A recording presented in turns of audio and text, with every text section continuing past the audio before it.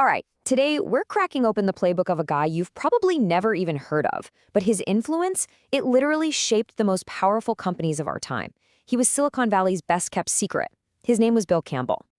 And to really get a sense of his impact, you have to start with this number, over $1 trillion. That's the estimated value he helped create, working behind the scenes with companies like Apple and Google. So how on earth did one man do that?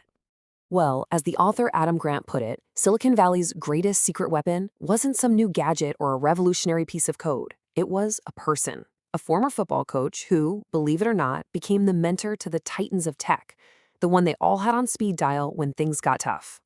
I mean, we're talking about the coach to Steve Jobs, to Larry Page and Sergey Brin at Google, Jeff Bezos, Sheryl Sandberg. The list goes on and on. While they were out there building the future, Bill was in the background guiding their biggest decisions, shaping them as leaders, and helping them build absolutely legendary teams. He loved shining the spotlight on others, but he always preferred to stay in the shadows himself. So the big question is, how does a football coach become the most sought-after advisor in the tech world? Well, Bill's path was anything but conventional. It didn't start in some computer lab. Nope, it started on the football field. And here's the central paradox of Bill's entire career. As a college football coach, his record was, well, let's just say it wasn't great. He later admitted his biggest weakness was that he cared too much about his players. But here's the wild part. That very same trait, that deep, genuine compassion for people, became his superpower in the business world. It was the foundation of his entire $1 trillion impact. So at 39 years old, he completely pivots from football to business, and his rise is just meteoric.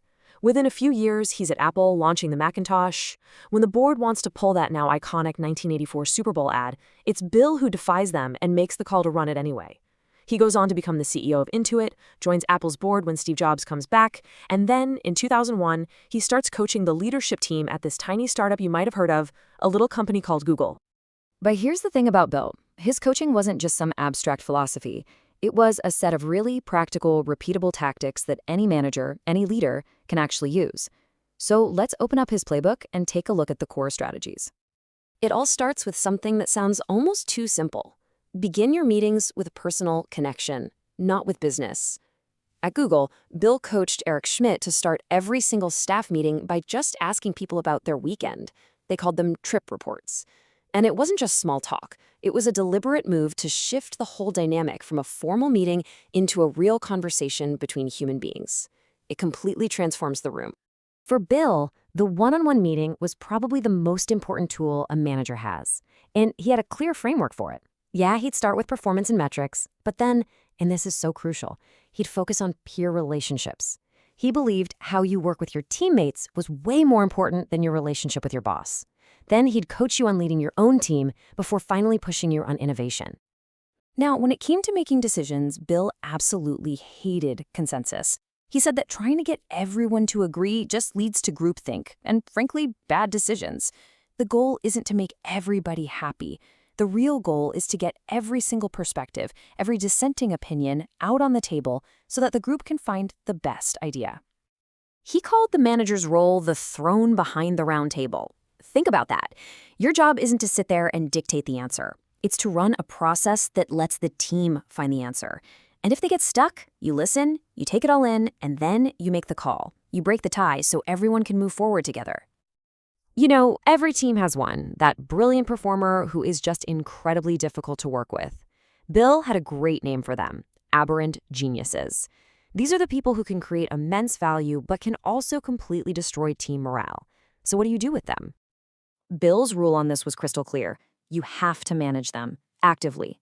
You coach them to minimize the disruption, and you protect the rest of the team. You can tolerate their eccentricities, sure, but you never, ever, ever tolerate behavior that crosses ethical lines.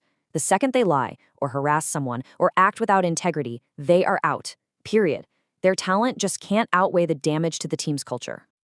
Okay, so all of these tactics we've talked about are great, but none of them work without the single most important ingredient in Bill's playbook. He called it the envelope of trust. It was the absolute foundation that everything else was built on. For Bill, trust wasn't just one thing. It was multifaceted. It meant loyalty. You stick by your people through thick and thin. It meant integrity. You always tell the truth. Discretion. They know you can keep a secret. And finally, ability. They have confidence that you can actually get the job done. Without all four of these, no real coaching could ever happen. What Bill was building, long before it became this popular buzzword, was psychological safety. And get this, decades later, Google's own massive research project, Project Aristotle, discovered that this was the single most important factor in high-performing teams. The ability to take risks without feeling insecure or embarrassed. That was Bill's whole thing. And this gets to a really crucial point. Trust doesn't get rid of conflict. It actually enables healthier conflict. When you have psychological safety, teams can debate ideas passionately. They can even argue, but they can do it without the fear of it becoming personal or destructive. So if we had to boil all of this down, what's the one core belief that drove every single thing Bill Campbell did? It's a simple, powerful manifesto. It's just 3 simple words. It's the people. That was his mantra. Bill believed that a manager's #1 job is the well-being and success of their team. And you do that through unwavering support, genuine respect for who they are, and by trusting them to do their jobs. You create that environment, and amazing people will flourish. It's that simple. And all of this leads to Bill's final and maybe most profound lesson on leadership. It's not something you can demand. It's not something you can just claim for yourself. No, leadership is something that is given to you. There's this incredible story from early in his career as a CEO. One of his star employees, Donna Jabinski, came into his office and delivered this powerful line right to his face. And it just completely changed his perspective. He realized that a title on a business card doesn't make you a leader. Leadership is an honor that your team gives you because they trust you and they respect you. And that, right there, is the ultimate lesson from the $1 trillion coach. Being a great manager isn't about having all the answers or being the smartest person in the room. It's about being a great coach. It's not some extra skill you add on. For Bill Campbell, coaching was the job. You know, Bill Campbell showed all of us that compassion and trust and focusing on people, those aren't soft skills.